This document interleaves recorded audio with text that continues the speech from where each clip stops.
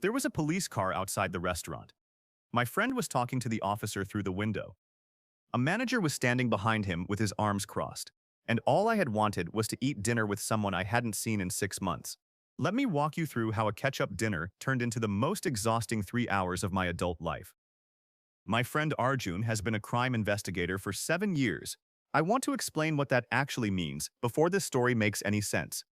Because crime investigator sounds like something from a television show, and the reality is both more specific and more mundane than that. He works for a private investigations firm attached to an insurance company, which means his actual job involves looking at accident claims, fraud cases, surveillance work, and occasionally things that are genuinely serious. He is very good at it. He is also, and this is the important part, completely incapable of turning it off when he is not at work.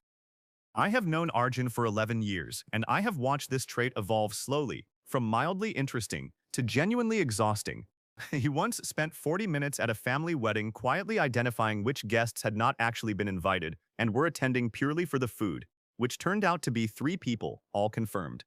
He once told me, on a walk through a shopping mall, that the man 3 shops ahead of us had almost certainly been recently unemployed based on his shoes, his watch, and the specific way he was looking at window displays without going inside.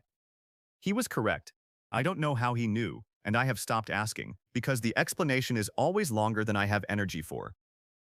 I knew all of this about him before I agreed to dinner. I want that on record, I agreed anyway. Because it had been 6 months, because the restaurant he suggested had good food, and because I genuinely believed that 2 adults could eat a meal together without one of them conducting an informal investigation into the surrounding environment. I was wrong about that last one. Tell me honestly in the comments. If you had a friend who was a professional investigator and they suggested catching up over dinner, would you have set ground rules before you arrived, or would you have assumed, like I did, that the restaurant setting would naturally keep things normal? Because I now have a very strong opinion about what the correct answer is. We arrived at the restaurant at 7:30. By 7:45, Arjun had made 3 observations about the couple at the table next to us that I was not entirely comfortable with, not out loud, just quietly, to me, but still. He noted that the man had a tan line on his left wrist where a watch had recently been removed, that the woman had receipts from 2 different hotels in her jacket pocket, which was hanging on the back of the chair, and that neither of them had looked at the menu, despite having been seated longer than us. He said all of this while reading his own menu, without appearing to look directly at either of them, the way people describe pointing at stars by looking slightly to the side of them. I told him to stop. He said he wasn't doing anything. I told him I could see him doing it with my own eyes. He said I was being dramatic. By 8 o'clock, Arjun had identified what he believed was a discrepancy in the way the waiter had processed 2 separate tables' orders, which he described as worth noting. I asked him why he was watching how the waiter processed orders. He said he wasn't watching, he had just noticed. I told him that noticing things at this level of detail during a dinner was the same as watching. He said that was an interesting philosophical distinction, and he would think about it. I told him not to think about it out loud. We ordered.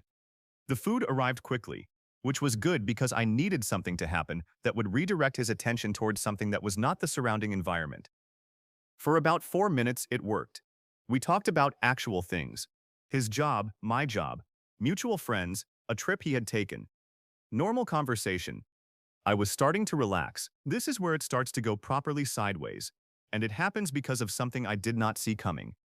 At around 8:15, a man at the far end of the restaurant stood up very quickly, knocking his chair back, and walked very fast toward the exit. He wasn't running. He was doing the specific kind of walking that is technically not running, but is moving at the speed of someone who very much wants to be running. He left without his jacket, without his companion, and without appearing to settle any portion of the bill. 90% of people in that restaurant watched this happen and then went back to their food within 4 seconds. Arjun put his fork down. I want you to understand what I saw happen next. His entire posture changed. The relaxed dinner with a friend energy evaporated. He was watching the door the man had gone through, watching the companion who had been left at the table looking confused, watching the waiter who had just noticed the empty chair and was calculating something, all at the same time. He looked like a person who had just heard a language only he could understand. He said, very calmly, his bill wasn't paid. I said that was the restaurant's problem. He said the companion looked genuinely confused, not like someone covering for him, which meant the exit was unplanned, which meant something outside had caused it, which meant it was worth checking whether the man was actually all right. I said we were not checking anything, we were eating dinner. Arjun looked at me, nodded, and picked his fork back up. I genuinely thought that was the end of it. It was not the end of it. Tell me in the comments what you would have done.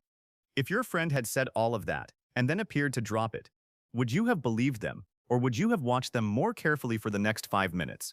Because I believed him, which is a mistake I will not be making again. He excused himself to use the bathroom at 8:22. He came back at 8:35. The restaurant we were in was not large enough for a 13-minute bathroom visit. I asked him what had happened.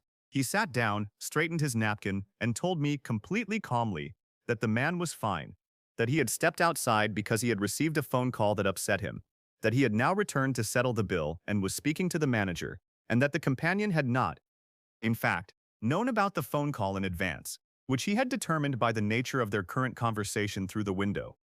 I stared at him for a long moment. I asked him if he had gone outside and spoken to this stranger. He said he had simply been in the vicinity. I asked him what in the vicinity meant, specifically. He said he had been standing near the entrance, which was outside, and the man had been standing near the entrance, and conversations sometimes happen. Here is the part where the evening takes its final and most unnecessary turn, because it is not enough that Arjun had gone outside to informally investigate a stranger's rapid exit from a restaurant. What he had also done, in the process of being in the vicinity, was mention to the man that his companion looked concerned and that it might be worth heading back inside. The man had immediately assumed he was being investigated. Specifically, he assumed his estranged business partner had hired someone to follow him, which was apparently a real ongoing situation in his life and not an unreasonable thing for him to assume, given the context. He had gone back inside and told the manager that there was an investigator outside the restaurant conducting surveillance on a customer, which is why the manager had come out, and why there was now a police car, and why my friend was standing at the window of that police car explaining to an officer that he was in fact just having dinner with a friend.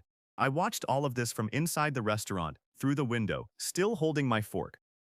The officer eventually spoke to both the man and to Arjun, confirmed that no surveillance had been conducted, confirmed that Arjun's credentials were legitimate and entirely unrelated to anyone at that restaurant, and left without further action, pulling away in the kind of calm, unhurried way that told me this was not even close to the strangest call they had handled that evening. The man went back inside and to his table. His companion, to her credit, had not moved during the entire incident, and was eating her food with the composure of someone who had quietly decided to stay out of it, which in my opinion was the most correct decision anyone made all night. The manager came back inside, found our table, apologized to both of us, with the specific tired energy of someone who had already had a long day before any of this started, and offered to comp us dessert. I said that was not necessary. Arjun said he would have the chocolate tart. Arjun came back inside from the window conversation, sat down across from me, adjusted his napkin, and said, entirely without irony, "I told you something was off with that table." I looked at him for a long moment. The chocolate tart arrived. I ate my dessert in complete silence. Here is the actual insight from this whole evening that I only understood about a week later, sitting at home thinking about it in a way that probably says something about me. Arjun was, technically, right about everything. The man had received upsetting news and left in a hurry. The companion was genuinely confused and had not known about the phone call in advance. The bill had not been paid when he left. Every single observation Arjun had made from the moment we sat down was accurate. The tan line, the hotel receipts, the order discrepancy, all of it, accurate. Not relevant, not useful, not anyone's business but accurate. The problem was never his accuracy. The problem was that being accurate about everything is not the same as it being appropriate to act on everything, and that a restaurant on a Tuesday evening is not a crime scene, and that most situations in a normal civilian life are allowed to resolve themselves without the involvement of someone whose professional instinct is to intervene before a resolution occurs naturally.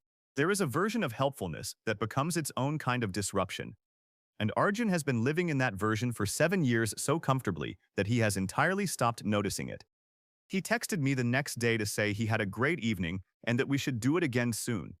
He also mentioned in the same text that he had done some additional thinking about the waiter's order discrepancy and had a theory he wanted to share. I have not yet responded to that text. It has now been 11 days. So here is what I genuinely want to know from you.